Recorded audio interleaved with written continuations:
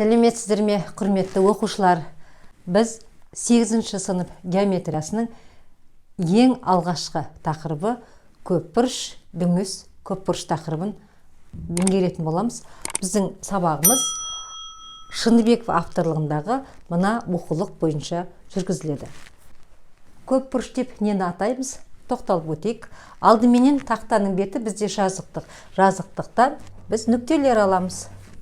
А нүктесі, В нүктесі, С, мына жерден Д нүктесін алайық, Е нүктесін алайық, мінекей тағы да Н нүктесін алайық. Мінекей біз бірнеше нүктелер алдық. Осы берілген нүктелерді бір-бірімен тізбектеп қосамыз. Қарап отырамыз. А нүктесімен В-ны қосамыз, В нүктесімен С нүктесімен Д-ны және N деп жазып, N екі рет жазылып кетті. Мынаны П дейік, балалар. П нүктесімен N-ді қосамыз, сосын былай қосамыз. Неге бізде мынандай көпбұрыш шықты? Сонымен көпбұрыш дегеніміз жазықтықта берілген нүктелерді бір-бірімен тізбектей қосқанда шыққан фигураны көпбұрыш деп атаймыз. П нүктесіне көршілес төбелер А және N. Д нүктесіне көршілес төбелер С және N. Сол сияқты В нүктесіне көршілес С және А. Яғни осы берілген нүктелерді көпбұрыштың төбелері деп атайды. Ал сол көпбұрыштарды қосқан кесінділерді С, Д, Н, В, С бұларды көпбұрыштың қабырғалары деп атайды. Қазір көпбұрыштың көршілес емес төбелерін қараймыз. В төбесіне көршілес емес төбесі Д және Н, П. Сол сияқты А төбесіне көршілес емес төбе Н, мінекей Д. Осы бір-біріне көршілес емес төбелерді қосатын болсақ, оның аты диагональ деп аталады.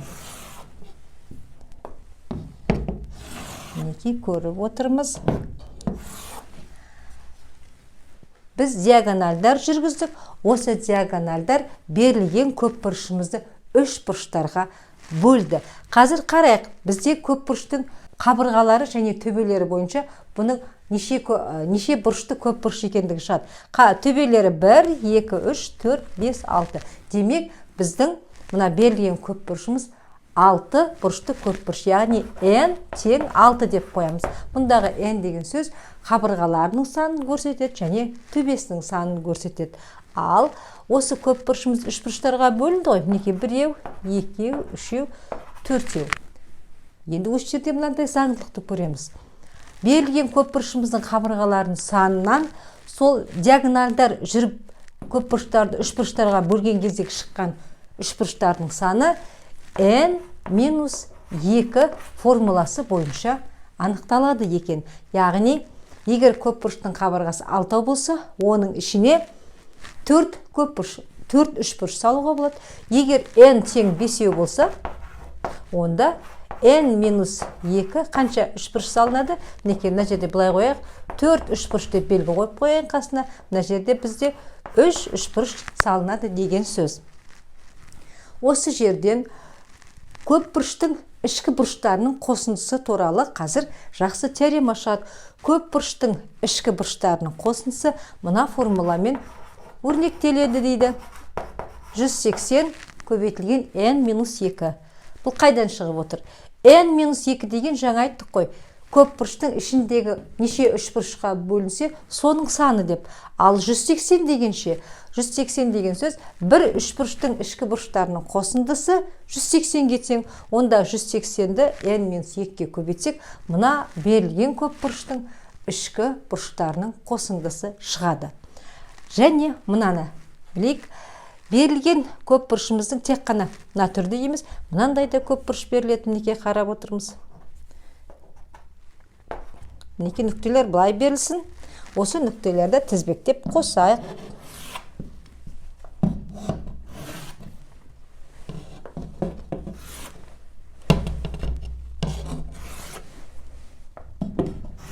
Мінекей мынау да көпбұрыш. Қараймыз, берілген жаңағы айтқан бірінші көпбұрышымыз бен екінші көпбұрышымызда не айырмашылық көріп отырмыз? Қазір мынандай ереже айтамыз. Бірінші жағдайдағы көпбұрышымыздың кез келген қабырғасынан түзу жүргізсек, мінекей мен сызғышты былай ұстап тұрайын, түзу. Сонда көпбұрыш түзудің бір жағында қалып отыр. Келесі қабырғасынан жүргіземіз. Бұнда да көпбұрыш бір жағында қалып отыр. Кез келген қабырғасынан жүргізіп отырсақ, көпбұрыш мінекей, сол көпбұрыш сол түзудің бір жағында қалып отыр. Онда мұндай көпбұрышты біз дөңес көпбұрыш деп атаймыз. Яғни сабағымыздағы тақырыптағы дөңес көпбұрыш. Екінші көпбұрышымызды қарастырайық. Берілген көпбұрышымызды қарастырған кезде, мінекей көпбұрыш қабырғасынан түзу жүргіздік, бір жағында жатыр. Екінші қабырғасынан да түзу жүргізсек, тағы да бір жағында. Ал мына қабырғадан жүргізекші. Көрдік пе? Көпбұрыш екіге бөлініп тұрды. Мінекей жоғары жағында жатыр және төменгі жағында. Бұндай көпбұрышты дөңес емес көпбұрыш деп атайды. Біз мектеп бағдарламасында дөңес көпбұрыштар туралы өтетін боламыз. Қазір дөңес көпбұрыштың енді сыртқы бұрыштары туралы теореманы айтып жіберейік. Тағы да мына жерге шағын көпбұрыш, бес бұрыш сала салайын. Енді қолмен тездетіп сызып жіберейін. Осы берілген көпбұрыштың сыртқы бұрышы деген бір сыртқы бұрышын алайық. Мінекей мына жердегі бұрышы сыртқы бұрыш болып тұр. Әрі қарай мына жерден алып тұрмыз сыртқы бұрышты. Тағы да сыртқы бұрыш алайық мына жерден. Мына қабырғадан былай жүргізейін мінекей.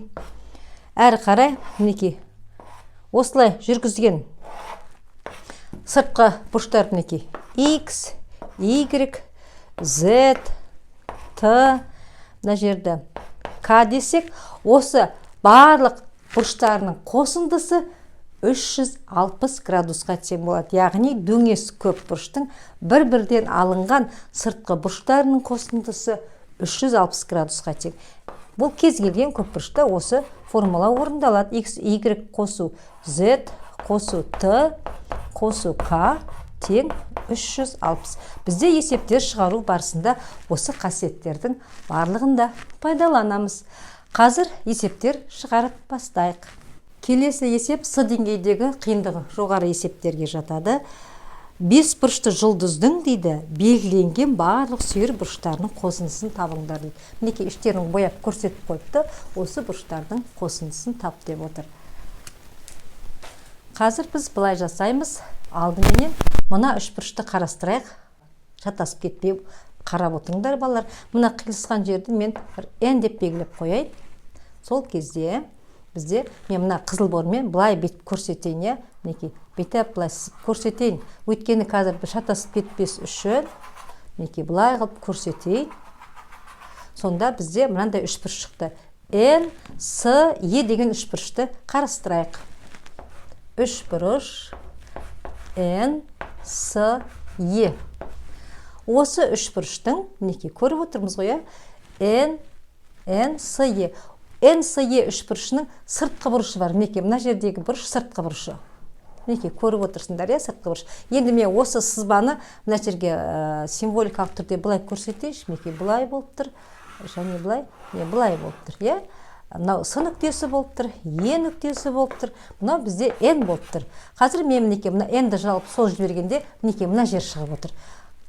Мына бұрышты біз сыртқы бұрыш дейміз. Сыртқы бұрышы онымен сыбайлас емес, мына ішкі бұрыштың қосындысына тең болады. Олай болатынса, мына жердегі бұрыш С қосу Е бұрышына. Демек, мына жерге біз жазамыз. С қосу Е деп қояйын. Түсінікті болу үшін. Оны мына жерге былай жазсақ болады. Бұрыш В, N, С тең болды. Бұрыш С қосу бұрыш Еге. Қазір енді мына қиылысқан нүктесін бір П деп белгілеп қояйық.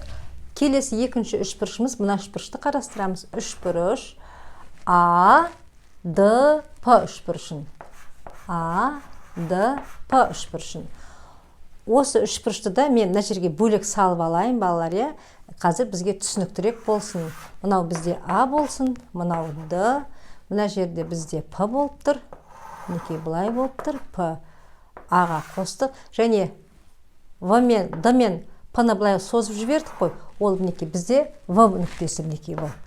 Біздің үшбұрышымыз былай. Біз мына алатымыз. А, Д, П үшбұрышын. А, Д, П үшбұрышы. Былай қарай қабырғасын сол жібердік. Мына жердегі бұрыш бізде сыртқы бұрыш. Бұны да жаңағы мына ереже бойынша жазсақ, бұрыш В, П, А тең болады А бұрышы менен Д бұрышының қосындысына. Мына жерде 2-3 болып қояйық.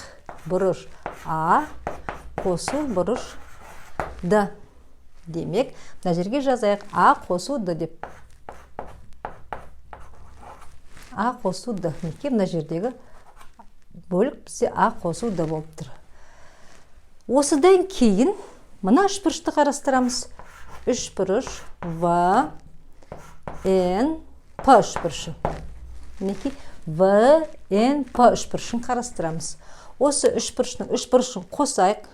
Бұрыш В, қосу бұрыш В, Н, П, плюс бұрыш В, П, Н.